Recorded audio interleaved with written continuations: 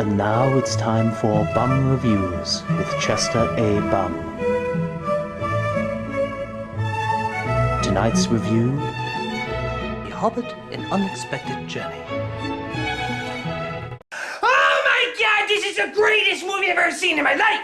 Ash, Gimpa spoilers! There's this little guy named Bilbo Baggins. You know he's the guy Leonard Nimoy sings about all the time. Ask your parents about that one. And he's asked to go on a prequel with the most stereotypical wizard you've ever seen in your life To help a bunch of dwarves get their city back. and their names are Glory, Pori, Gollin, Pollen, Akka, Kaka, Baka, Shaka, Sneezy, Dopey, Smoky, Cokie. Oh, and then there's also the fat barbarian who drinks too much. You know, there was only like one in the group. So they're off to roam Middle-earth, Which I'm assuming is in between beginning Earth and after Earth, to defeat this evil dragon who apparently has taken away their city and all their gold! because Dragons have a real love of dwarf cities and a bunch of gold. What the heck is a dragon gonna do with gold anyway? Does he just need bling? Is he trying to be Puff the Magic Daddy? Oh, I'm sorry, P-Dragon. so the wizard decides to bring Bilbo for reasons that are never really explained. He's going to be a burglar, even though they never said he could burgle anything. But he has a good heart, Which apparently a lot of the other dwarves seem to have good hearts too. But the dragon won't know his stench, which of course you probably won't know the stench of another dragon. You could probably just talk to them, or an eagle. Hey, where did the eagles ever go? Wouldn't like half of these movies be over if they just used the eagles more? But oh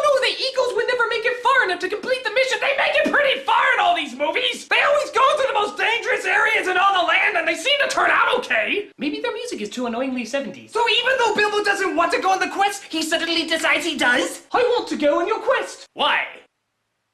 I don't really know, but nobody can pronounce your names, and so mine is more marketable. Crap, he has a point. But things get really scary when they come across 3 giant Shreks, and the Shreks are like, We have to eat them fast before the sun comes up. Why is that? because then we turn into stone. Hey, that's cool. Disney should make a cartoon out of that. Well, I'm sure that'd be great until the last season. So the sun comes up and turns them into stone, which again is odd. Weren't there trolls in the daylight in the other movie? But they still have to be careful because they come across an evil white sausage orc, and they ride their giant werewolves that actually look worse than the ones from Twilight. I'm sorry, but they do. Okay, now you'll never mention Tolkien and Twilight in the same sentence again. Hey, you think Edward's skin is made out of mithril?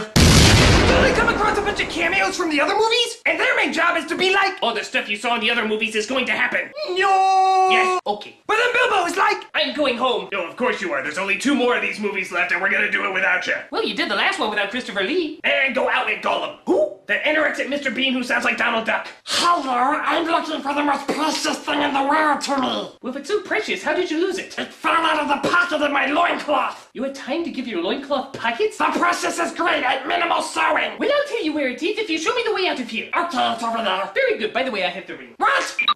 Well, that's the last time I ever trust a hobbit. Unless one of them happens to look like Elijah Wood. He's creepily dreaming. So the dwarves and the wizard are fighting off all the goblins? I fought off a bunch of goblins once. I was never invited to a Halloween party again. And the hobbit is like, Well, we've established that I'm not going to leave you, so we can call this the end of part 1. Oh wait, there's some orcs over there that clearly we should have waited until part 2 to fight. Let's fight them and run away.